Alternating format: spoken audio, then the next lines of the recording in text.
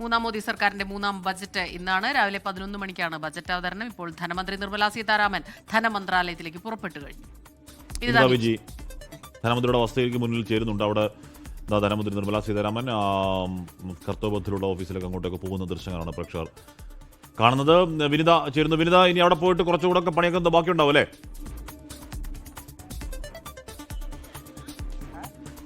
തീർച്ചയായും ഹാഷ്മി, ഞാനിപ്പോൾ നിൽക്കുന്നത് നിർമ്മലാ സീതാരാമന്റെ വസതിക്ക് മുൻപിലാണ്.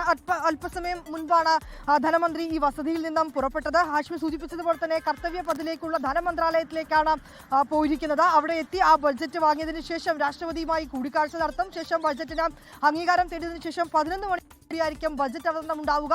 പാർലമെന്റ് ഹൗസിൽ എത്തിയതിനു ശേഷമായിരിക്കും ബജറ്റ് അവതരിപ്പിക്കുക. സ്വതന്ത്ര ഇന്ത്യയുടെ 88ാമത്തെ ബജറ്റാണ്. ഞായറാഴ്ചയാണ് ഇത് ബജറ്റ് അവതരിപ്പിക്കുന്നതെന്ന പ്രത്യേകത കൂടിയുണ്ട്. നമ്മൾ രാവിലെ മുതൽ ഇവിടെ എത്തിയിരുന്നു. ഈ നിർമ്മലാ സീതാരാമന്റെ വസതിക്ക് മുന്നിൽ എത്തിയപ്പോഴൊക്കെ വലിയ ഒരു സുരക്ഷാ ക്രമീകരണങ്ങളൊക്കെ തന്നെയാണ് ഒരുക്കിയിരിക്കുന്നത്. ഇപ്പോഴും നമുക്ക് വസതിക്ക് മുന്നിൽ ഇപ്പോഴും സുരക്ഷാ ക്രമീകരണങ്ങളൊക്കെ തന്നെ ഉണ്ട്. അല്പസമയം മുൻപാണ് നിർമ്മലാ സീതാരാമൻ ഈ വസതിയിൽ നിന്ന് പുറപ്പെട്ടിരിക്കുന്നത്. ഇപ്പോൾ ധന മന്ത്രാലയത്തിലേക്ക് അല്പസമയത്തിനകം തന്നെ എത്തിച്ചേരും. അവിടെ എത്തിയതിനു ശേഷം ആ ബജറ്റ് വാങ്ങി പിന്നീട് രാഷ്ട്രപതിയെ കണ്ട് അതിന് അംഗീകാരം തേടും. പിന്നീട് 11 മണിയോട് കൂടിയായിരിക്കും ബജറ്റ് അവതരണം ഉണ്ടാവുന്നത്.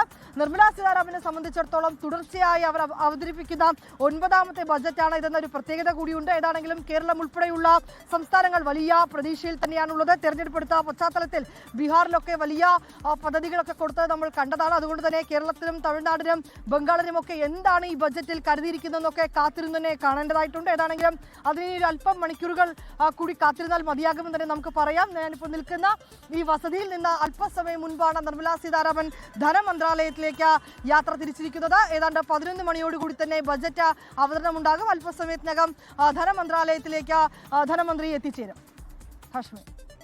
നിർമ്മലാ സീതാരാമൻ കർത്തവ്യത്തിലേക്ക് എത്തിയിട്ടുണ്ട്. ആ ദൃശ്യങ്ങളാണ് പ്രേക്ഷകർ കാണുന്നത്. നേരത്തെ പണ്ടൊക്കെയാണെങ്കിൽ ബജറ്റ് പട്ടി കയ്യിലുണ്ടാവും. പെട്ടിയിൽ എന്ത് എന്നുള്ളതായിരുന്നു. ഇപ്പോൾ പെട്ടിയൊന്നും കയ്യിലില്ല, ഒരു ടാബ് മാത്രമേ കയ്യിലുള്ളൂ. കർത്തവ്യത്തിൽ അദ്ദേഹത്തിന് അവരുടെ ഓഫീസിലേക്ക് എത്തിയിട്ടുണ്ട്. അവിടുന്ന് ഇനി പുറത്തിറങ്ങിയാണ് ഒരുപക്ഷെ മാധ്യമങ്ങളോട് ആ സമയം സംസാരിക്കുമോ എന്നറിയില്ല.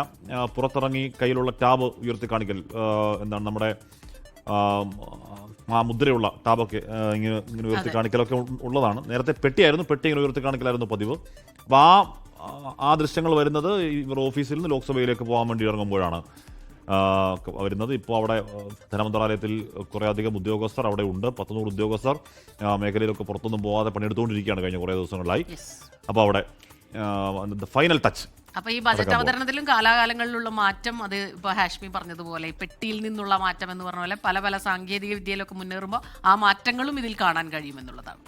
ലോകത്തെവിടെയായാലും ഏത് സമയത്തും 24 വാർത്തകളും ഓഗ്മെന്റഡ് റിയാലിറ്റി പാക്കേജുകളും എക്സ്പ്ലെയിനറുകളും വിശദമായി കാണാൻ ഞങ്ങളുടെ യൂട്യൂബ് ചാനൽ നിങ്ങൾക്ക് സബ്സ്ക്രൈബ് ചെയ്യാം.